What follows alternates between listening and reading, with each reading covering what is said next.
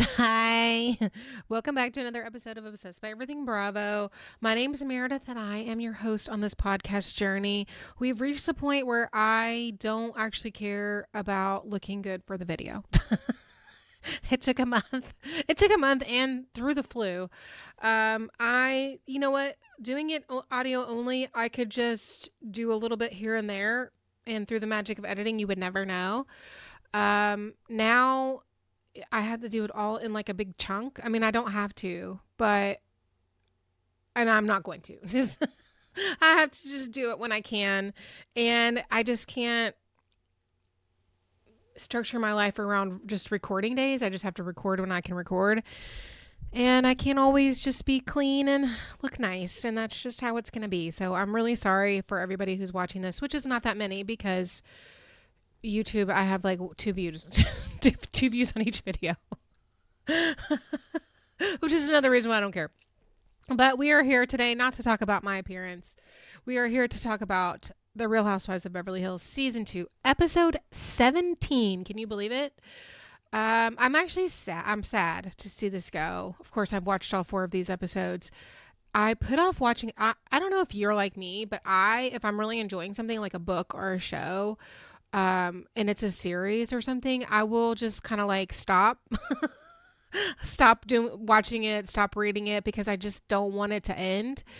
And that's how I feel about this one. I just was pushing off watching it, because I just don't want it to end. I've loved this season. Loved it. I've loved analyzing it. It's brought back a lot of good memories, like good flashbulb memories for me of just like the time and just enjoying Housewives. The subject matter that we were talking about obviously is really heavy. It did not feel so heavy at the time. And I don't know if that was something inside of me or just like the collective consciousness that we didn't understand. But for me, watching this back when it aired in 2011, 2012, I just didn't feel the weight of it as much as what it is. It just was a thing I was watching. Like I think maybe that suspension of reality, like I didn't, it's like you don't really connect the fact that these are real people. It's just like these are people on my TV. And maybe that was there. I don't know. I can't explain why I didn't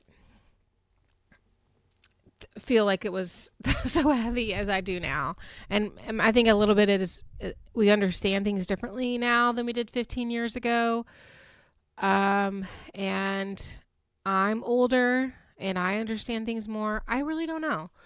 But we're opening back at the white party. Okay. So if you recall, what happened last week was we had the explosive tea party, right? Then where Camille revealed on camera, that's the thing, on camera about Taylor's abuse. Because retaliatorily, because Taylor was trying to throw everyone else under the bus with Lisa Vanderpump. Okay. So let's not forget that whole thing. So retaliation, Camille is like, you're going to throw me under the bus. I'm going to throw you under the bus and a little bit of this, a little bit of that, but also because every single one of them was questioning, is this real? Because she was making them ride an emotional roller coaster that wasn't fair for them. Okay. Telling them all this stuff, but then being happy about going on PJs with Russell. So everyone felt like, well, this can't be true if she's happily going on a PJ. But I mean, we know now that it can, but that's not the point. So Camille revealed that.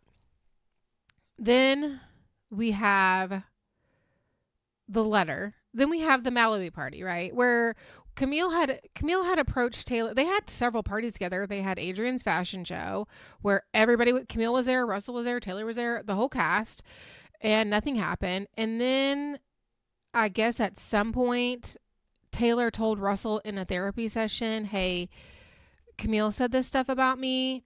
And to save face, Russell sent her an email. Or maybe it was, we had the Malibu party from hell. um, where the cat lady meme was, and Taylor was going crazy. And so maybe it was there where she had to explain how terrible what Camille had done and why she was going off the handle so much.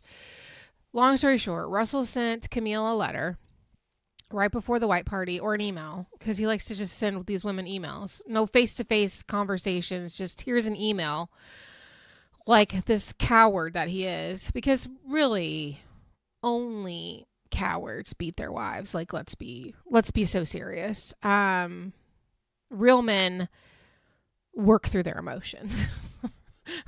So, and that, only cowards gun down innocent women in the middle of the street. That's just how it is. Only cowards rape women and maybe get convicted 34 times. Only cowards do that. Real men work through their emotions. So I have no compunction on saying mean and terrible shit about Richard. Nope, sorry. That's somebody else's husband. That is a nice guy. I have no qualms about saying mean shit about Russell, because he's a piece of shit. He was a coward when he was alive. And I feel like we need to do that more, because what are they going to do? He can't hurt me now. I ain't scared of no ghosts. So, yeah, anyway, he sends a cowardly email to Camille threatening legal action. Now, here's the thing. This man ain't got no money. He can't hire no lawyers. We didn't know that then. Now, this man is facing financial ruin, which is also probably why he was taking it out on his wife. We didn't know that, okay? And that's what next season is going to be about. It's going to be about the aftermath of his suicide and the pieces that Taylor is going to have to put back together for her life, because he left her with all the debt that he owed. So I can tell you that this man cannot hire a lawyer. And so he's threatening Camille. Camille, of course, is telling everyone, and now everyone is worried about their own lawsuits, because they've all said things, and maybe it hasn't been on camera, but they've all had these conversations with each other, and they don't know what's here, what's there, who's next, right? So now it's the white party, and basically they're like, he can't come here. He can't be around us. I don't want to see him. I don't want to be, they got to figure this out away from us. We cannot be drawn into this anymore if you're going to threaten legal action. And so they're all talking about it at the party without Camille, which was good. She was not pulled into this. And I think the other side of the coin for Camille also would be basically what Dee Dee was upset about at the Malibu beach party was, she was the villain last year, and she got shit on by everyone on the planet. She was called despicable names, and now the same thing's going to happen. I would be worried about that too. I mean, that's got to be terrible to have to go through that. So... And that's just for Camille. So everybody else gets together and they're like, what are we going to do? And Adrienne is basically like, Taylor can't come to this. Taylor can't be here. Russell can't be here. Neither one of those two people can be here and be around us.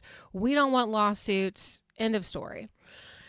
So when Taylor and Russell arrive, they confront them and they say, you can't come in here. And Russell tries to say, it's lies. Taylor tries to say it's exaggeration.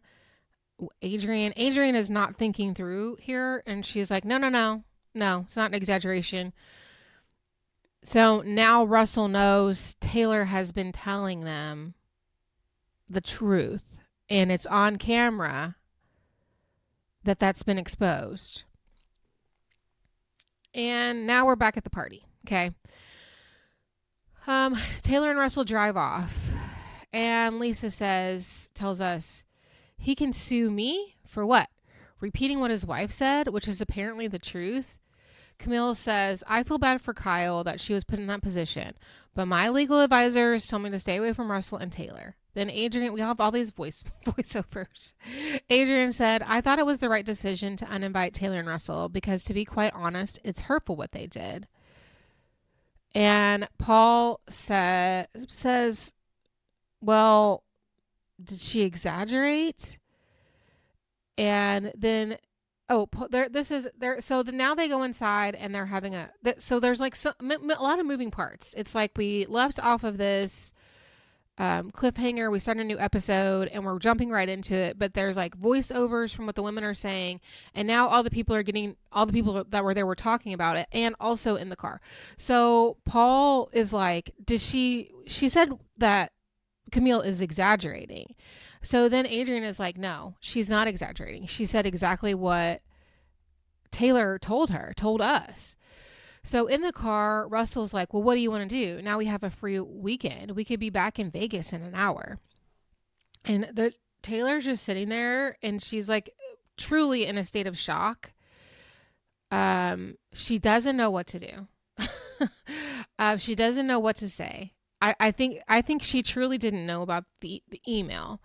Because I'm not sure that she knew about the email to Lisa. I think that they had conversations that they both assumed that it was Lisa that was doing all this, but I don't think they ever had a conversation about it. Or I don't think he ever told her who sent the email, because when Lisa confronted her about the email, she was like, I don't know, you need to just talk to Russell about it. But it's like, how can I talk to Russell when he just sends me threatening emails? Like, I don't know. Anyway, so I think Taylor is in shock. And I think that she is scared because she knows that the shit's getting ready to hit the fan for her. And obviously it is. So back to the party, Paul says, when you inflict shit on someone like that, they deserve it. It's just the way it is. That's why I'm not remorseful. And they're talking about the remorseful about kicking her out of the party. So Kyle tells us, I'm never going to feel good about having Taylor and Russell leave tonight. But when you have one friend suing another friend, it's going to make everyone uncomfortable. So now they're all kind of in the drawing room in Kyle's house, away from the rest of the party, talking about this. Camille is here as well. Like, they're all just, Dana's there. I don't think Kim or Brandi are really involved in any of this. They might be there, but they're not talking. Brandi's smart here because she stays out of stuff that doesn't involve her. That's very smart. So Adrian says she constantly involves all of us. It's not fair because ultimately she has to make the decisions. And I think like the decisions to leave him is what I'm assuming. Lisa says, who knows what draws her back in? If she could leave, she would have done, right? And she's pointing that to Dwight. So I don't know if you recall Dwight. I feel like I have talked about him a couple episodes ago, but he came on in the first season as Taylor's best friend. He's like the gay best friend. We have 2 gay best friends named Dwight. And he told us, and it was at Kennedy's birthday party, he said that he's very uncomfortable around Russell. He doesn't know what to talk to him about. And he kind of played it off like, oh, this man's just like a businessman. But like now we know, obviously he knew about the abuse too. So it's like, how do you be nice to a man you know is beating the shit out of your best friend?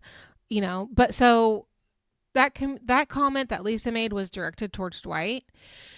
And now here's Adrian talking again. Adrian is so fucking opinionated about all of this stuff. Like, where is she coming from here? Because she's like doing bodily damage to people at Malibu. She's so opinionated on whether or not Taylor should be with Russell or be leaving Russell. And it's just like, who are you? Who is Adrian Malouf in this world? That's one of my favorite lines of Beverly Hills. Who is Adrian Malouf in this world? But she's so opinionated about this that she obviously clearly knows nothing about. Like, she clearly has never been in an abusive relationship. And to be fair, I have not either, but I've been a nurse for almost 2 decades. I understand. I've seen some things. So I understand the psychology behind it. And this woman doesn't. She's never been in a position. She's always had money. She's always been a powerful person. She's never been in a position like Taylor is, where Taylor feels like she's got her whole like personality and her goals in life, and everything was wrapped up about being in Beverly Hills, being living a Beverly Hills lifestyle, having the money, having the clothes, having the zip code. Adrian's never had to worry about that because Adrian grew up a billionaire. So this is not something that she can understand. And I just wish she would shut the fuck up and let people who know what they're talking about talk. So anyway, Adrian says, you've said that a million times and you've been upset about it. Why doesn't she leave? We've all been upset. Now we go back to the car. Russell says, it would be nice if she just called last week and talk about it. Called you after you threatened her to... Okay, here's the thing. A line is drawn when you bring up lawyers. And that line, if you say the word lawyer to me, I'm never speaking to you again without an attorney present in a discussion. So she's not going to call you when you say you're going to sue her. So Taylor says, well, at the end of the day, you probably shouldn't have sent that email. And Russell says, well, I can't let people say false things like that either. That's pretty horrible. And Taylor goes, it was an exaggeration. And Russell's like, absolutely. It's like really, it just hurts me like deep in my stomach because I know what Taylor's walking into. And that's the thing is like, now I know what Taylor's walking into. I can see it. You don't have to tell me. I can see it. I don't think at the time we knew what Taylor was walking into. We just thought they were going home because everything was fine before, right? But this stupid piece of shit has to take all his emotions out on his wife. Taylor tells us what Camille said was an exaggeration, but it's not a lie. What? Explain to me exactly what she exaggerated on. That she said, this, I can quote it. Because we don't say that he hit you. Because we don't say that he broke your jaw. That we don't say that he hit you in the face. That he hit you. What's she exaggerating about? That your jaw was broken? You were hit? So what's the exaggeration and what's not the exaggeration? It's pretty black and white. Anyway, now we go back to the party. Adrian says there's 3 sides to the story. Kyle says this is so frustrating. Unless we see with our own eyes, nobody here knows how to support Taylor. We all believe she's telling the truth, and I don't want to defend Russell because God forbid he did something, but God forbid he didn't. And that's really the crux of it that they're all feeling, is that they're all in like this weird limbo because they do believe Taylor, but they can't say it outright because they're setting themselves up for lawsuits, but also it's national television. And are they going to besmirch somebody's good name on national television without evidence? That's where they are. And yeah, it is a hard place. And that's why I just say again and again and again, Taylor should not have roped them all into it. That was her mistake. She should have left him after the first season. And she didn't have to say why. She should have done some kind of brand deal, developed some kind of company that she could fall back on. She was already in the second season. She could have worked out a better contract and she should have left his ass. And that's it. But she didn't. And she then continued to rope the women in and now involved and have multiple mental health crises on camera and make them all put all the other women in the middle. And for what? You know? So now we go back to the car. Russell says, we're making all this progress. And for people to say out and out lies, it's just not right. I can't sit idle by. We go back to the party. Dana says, Dana, of course, is a ride or die. And she says, if any of y'all said something like that, I would go to you. If my girl said it, it happened, which I like. You can say a lot about Dana, but she's very loyal. And then Taylor tells us, I did talk about our marriage at times I shouldn't, and I apologize for that. All couples fight. Then Lisa says, the first night I met her at Villa Blanca, the first night I met her at Villa Blanca, she told me this story. And that's why I have the opinion of Russell. And I've always been very honest about that. So then Kyle's like, let's try to enjoy ourselves, please. I put too much effort into this party to not enjoy it. So now the rest of the party is going on. Okay, so we see party hijinks. People are drinking. People are having Whataburger. People are laughing. People are dancing. Okay. Now, Dana and Lisa are talking to Kim, and they're talking about, they said, oh, Kyle had to kick Taylor and Russell out of the party. And Kim, one track mind, goes, was it about her drinking? So then they show everybody on the dance floor, and Kim's Ken, he's just like watching everyone from the sideline, but like in a menacing way. He's so dark. He's got this like menacing energy. It's off-putting. Like his energy is so dark, even through the television screen, it creeps me out. And so he's also dipping. Like he's doing that thing where like people put a wad of dip in their cheek. It's so gross. And then, but then him and Kim are like dancing and they're like swinging around and kissing. And Kyle's like, look how happy I am. Like trying to make fun of Kim. Like basically she's saying Kim wants us to think she's all happy, but I think she's full of shit. All right. So white party's over. Now packing montage.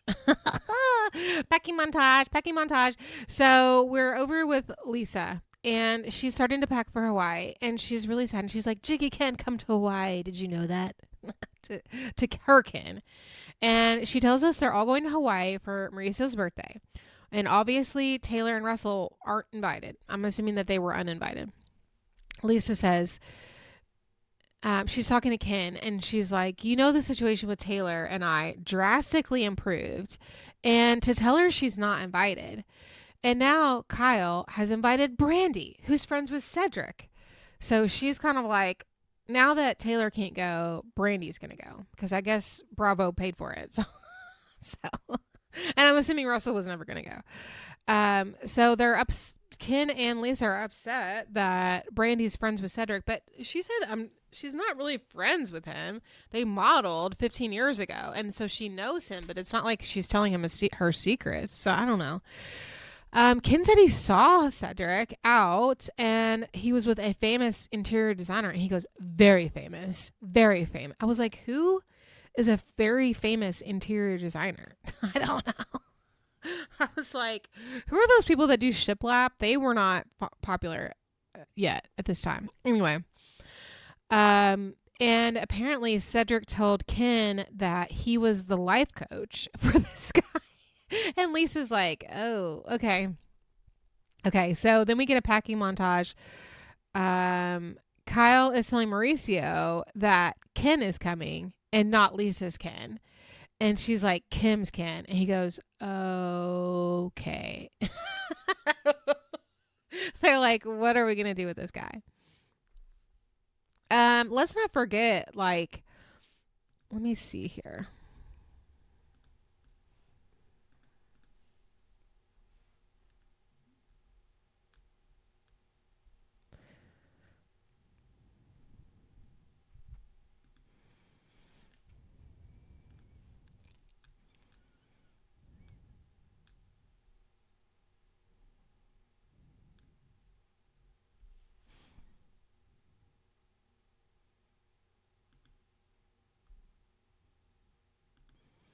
So the white party was the first time that the majority of these people have even met Ken, and now he's going on vacation. It's very strange. Okay, so now everybody's arriving to the airport. They show them all signing into the airport terminal. Why? The airport, the thing about them traveling is so bizarre to me. Like, seriously, I need a camera on them at all times. Going through TSA, camera. Waiting, camera. Boarding, camera. Signing in, camera. On the airplane, camera. They need to be videotaped at all time. International waters, camera. Okay. Getting off the airplane, camera. If that means that you have to fly a camera crew out to the destination before you get there, that's what that means. Okay. I need multiple camera crews. I need at least 3 working around the clock on the trips. Okay. And they need to have during travel, when they get there, in the middle of the night. I need that. Bravo has a real problem. We are constantly missing shit that goes down on these trips. And most of the footage is not going to be interesting. I would say 95% of the footage is not going to be interesting. But have a camera there. At the very least, have a camera next to you that all you have to do is flip a button and you can just put it right here. You know what I mean? Like, I'm seeing footage on TikTok where I missed the beginning. I don't know what caused the altercation, but I'm here for the altercation, right? I don't need to necessarily know what caused it as long as we can get the thing. But they're showing us signing. All the women are signing into the airport terminal and like getting their physical ticket. I don't need you to show me that. You need to show me when they are talking shit about somebody. Like they're saying that Camille has insecurities. That was great last year. I need more of that. Less signing into the terminal. Like, you don't have to show us the footage. I just need you to be taking the footage just in case something's happening. Okay. My rant is over. They're all in the, like, probably the rich people like lounge area where they all get to have drinks and stuff, and they're all like eating and they're chatting and they're like, where's Kim? We board in like 30 minutes. She needs to be here. And as usual, she's MIA. So they're calling her. They're like, is she going to be late? Is she going to show up? They're calling and they're not getting an answer. Kyle said she talked to Kim earlier and Kim had said the alarm didn't go off. And then now she finally got a hold of her and they're like, well, I'm looking for my passport because my ID's expired. And they're like, well, are you on the way? No, she's not on the way. She's currently looking for a passport. Yeah. So long story short, they're not going to make it. Brandi, like I said, Brandi is very smart in this. And this is why she graduated from friend of to housewife. Now, not that many people have graduated from friend of to housewife. Dolores, Brandi. I'm trying to think of more. There's probably more. I can't think of it. Oh, Marlo, which that did not work out well. We'll meet Marlo. I think we meet Marlo this year. But Brandi is very smart because she is not saying a word to any of these people about Kim because she knows they're going to jump down her throat. But she tells us, I wouldn't really be that sad if Kim didn't make it. She should probably stay home. All right. So now we go to a therapy session with Dr. Sophie. Now, thankfully, Russell's not in this therapy session. This is just a therapy session for Taylor. And she explains the email situation and about how she's not allowed to go to Hawaii. And she says that Camille was only repeating things that she had said. But she didn't know that Russell would send a threatening lawsuit. Dr. Sophie said, well, were you and Russell communicating through all of this? Like during all this time that he was sending emails? And she says they weren't. And he asked if she finds it odd because they had just got thrown out of a party and you're not going to talk about it. Did he say, I love you and I'm sorry? No. So there was no ownership. How did that feel? And Taylor says it feels horrible. Having my friend say I can't go to Hawaii because of something that Russell emailed, it felt like I was in shock in the limo on the way home. And I didn't want to start a huge fight. I wanted to see the email. So I had him print them out for me, read it, and I was floored. And I was like, you didn't give her an out for this. Like there was threats, but that's it. Like, I'm going to sue you. There's nothing we can do to remedy it, which is also probably why she didn't call you to talk about it. Hello, fucking idiot. So Dr. Sophie says that's a threat. There was no collaboration to work with her if she didn't do what he wanted her to do. Yeah. Taylor says it was bullying. Yeah, because Russell's a big fucking bully. Again, he's a loser. He's a coward. That's what all bullies are. And they back down when you stand up to them. Taylor says, exactly what he did. We don't hear a fucking word from him ever again. And then he kills himself. So, yeah, if you stand up to a bully, he's having to pay social consequences. And let's not forget, we don't even know what happened between Russell and Muhammad that he's not even welcome in Muhammad's home. That's fucked up. That's really messed up. Like, I don't know why I didn't clock that in the beginning. I think there's just, there's so much. You can only pay attention to so much. And even now, I know I'm missing it. I know if I rewatch this, I would pick up on other things.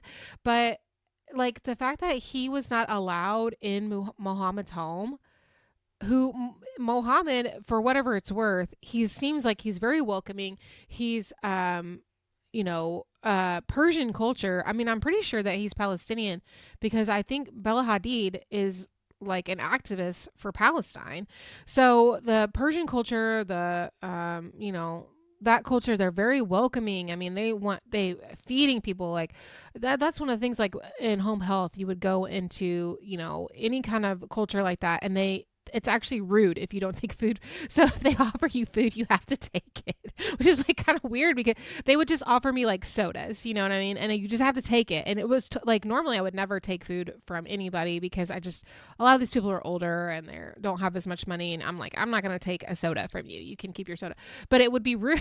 Like, so you have to like navigate that different kind of stuff.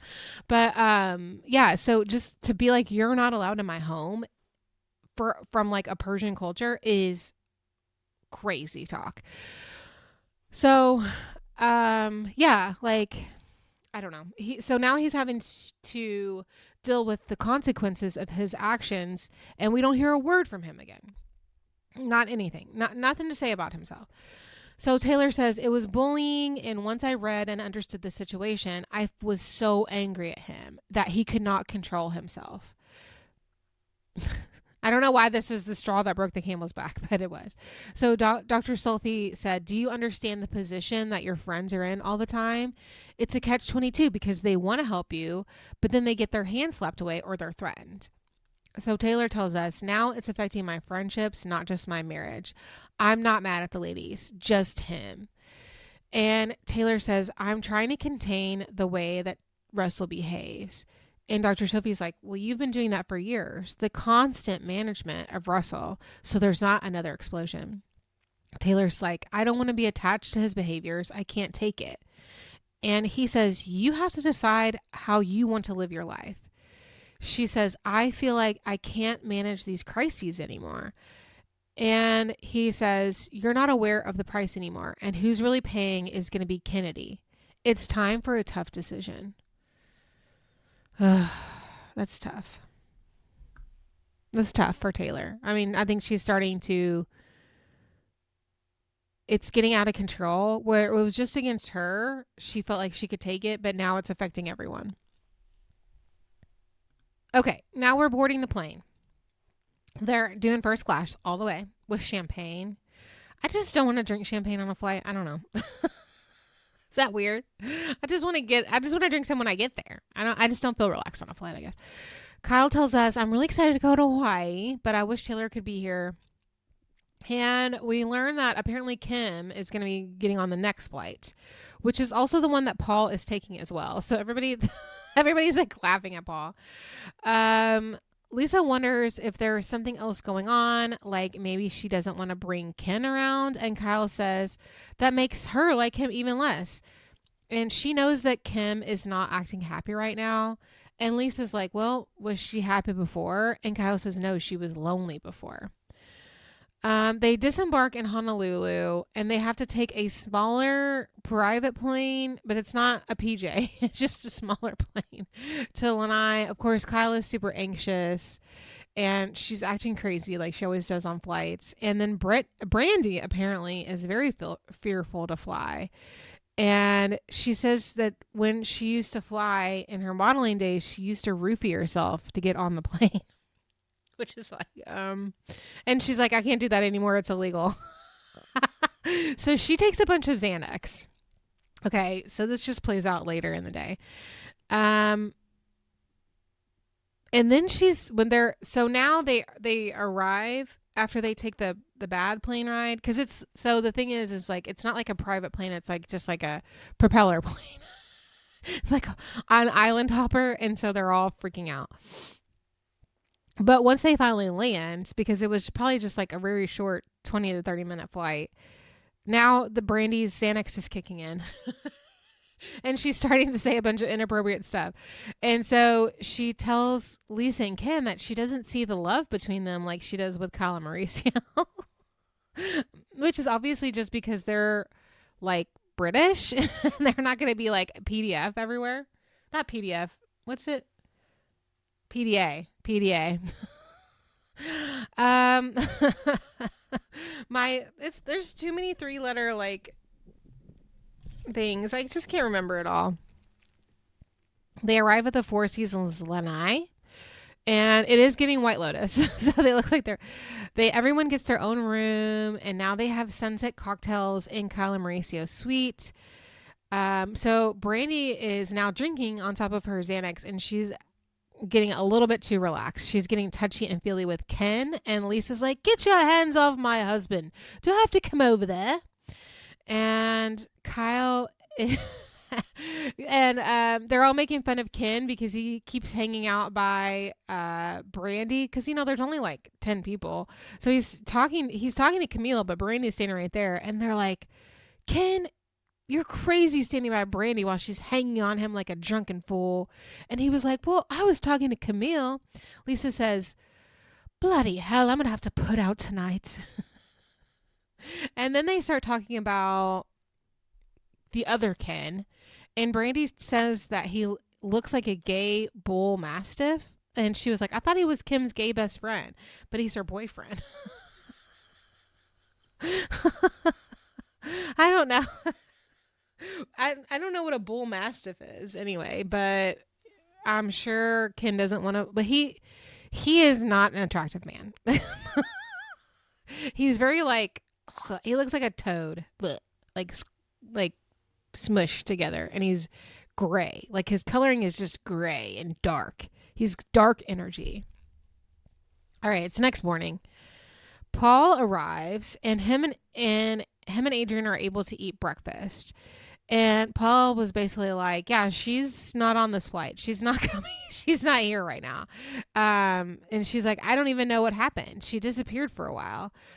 So I hope that she makes her second flight." And Adrian's like, "She didn't come in with you?" And he's like, "No, I can't. I got on a plane at 5:30 in the morning to get here." So they got a second flight that day before, and then they stayed the night in Honolulu and he caught a very early flight. Like they're eating breakfast, so it's probably 8 or 9 o'clock in the morning. Now everybody's going to the beach. Camille and Brandi are kind of hanging out a lot, and they have bonded because of their similar shared experience, and they're also just two single women who are hot. Lisa and Kim comes down, and Lisa asks Brandi if she couldn't find a smaller bathing suit because she's obviously in like a string bikini. Now they all go down to the beach where Kyle and Mauricio are. Obviously, Kim isn't here yet. And Kyle says she obviously doesn't want to be here. She could have just told me from the beginning that she didn't want to go, and then I wouldn't worry. Lisa's like, "It's always something with you guys." And Kyle's like, "I feel like she's been in an aggressive mood." And so Lisa's like, "Okay, well, when she gets here, let's not talk to her about being late, because there's already going to be fractures with her because of Brandi." So as they're sitting there, Taylor calls Lisa, which is weird. The friendship between Taylor and Lisa, to me, is so strange, because you were just trying to take her down, and then you got basically all the dirty secrets in your closet came out. And now you're best friends with Lisa? I don't know. That's weird, right? Because if that happened to me, no. I could probably make a whole episode on just that episode in the tea where she was like, "I just want you to be my friend. I just want you to be my friend. You're cooler than me. I'm not cool. You're cooler." And just like all the stuff she was saying, that was so weird and performative, right? Because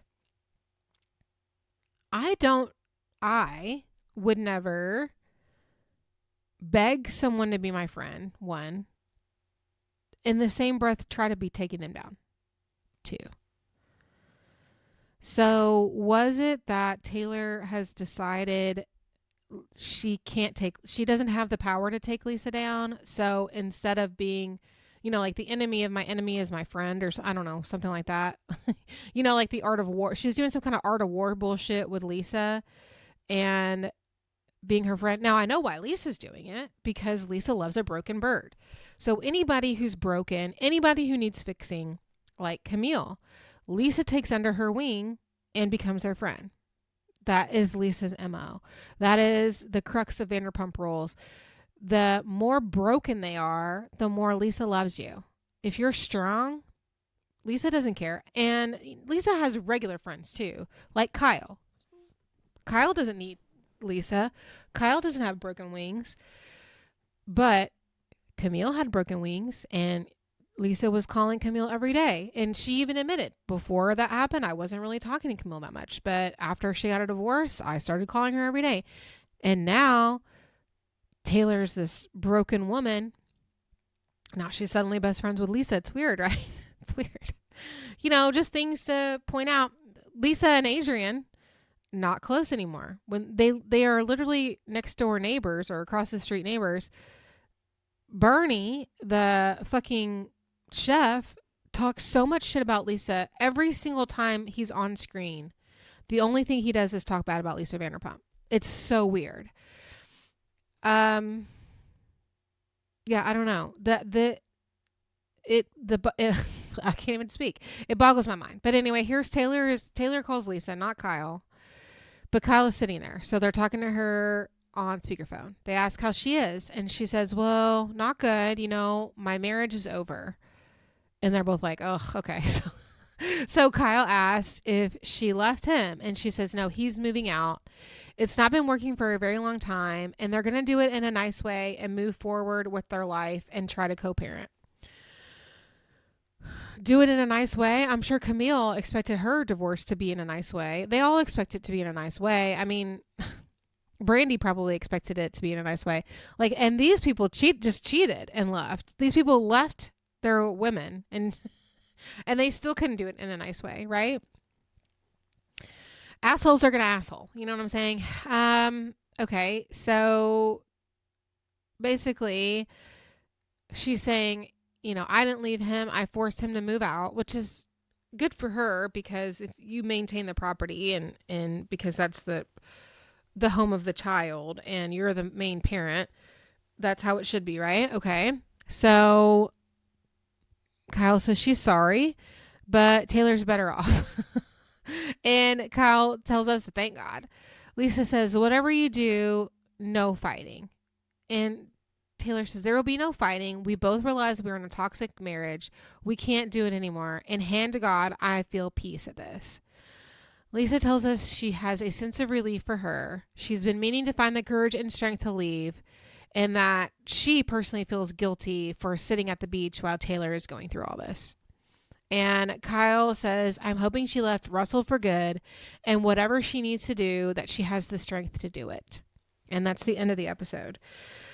So, yeah, we are done with Russell. And this is true. This is real. At the end, so just to give you a timeline of events, we've already had Cinco de Mayo, right? So that puts us in May. I don't know when Mauricio's birthday is, but we're in May. We're in the middle of May.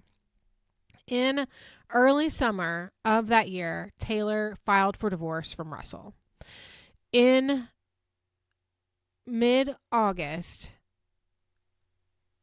Russell committed suicide. And then in August 29th was when they all got together and had that meeting that was taken off air that you can only find on YouTube. On September 5th was when the season aired. So all of this happened just within a few months. And I'm not even sure if I haven't watched a reunion yet, but I'm not sure if that happened before or after his suicide. I don't know. So but she did leave him. She did leave him. She did file for divorce. So that is true. And that's how the timeline went. So that's the end of the episode. Still find it weird she called Lisa. She didn't call her good friend Adrian. She didn't call Kyle. She called Lisa, of all people, to tell her this. Maybe just knowing that they were all together.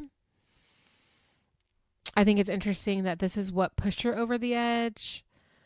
Getting kicked out of a party and having her friend be sent a threatening letter is what pushed her over the edge, and not the abuse to herself or her child. She was saying that she told Camille at the Malibu party that Camille was putting her child in danger. So therefore she was afraid for Kennedy. Which we all know that that's not true. And Taylor has said that what Camille did saved her life, because that is what led for her to finally decide to leave him. So, hindsight of course is 2020, but yeah, that's it. So next episode will be in Hawaii, and maybe we'll finally learn what's up with Kim, but I doubt it. All right. Thank you so much for listening. Don't forget to leave a rating, a review. Let me know your thoughts on Taylor, on her marriage with Russell, her friendship with Lisa, or just any other thoughts that you might have. And I will talk to you in the next one. Bye.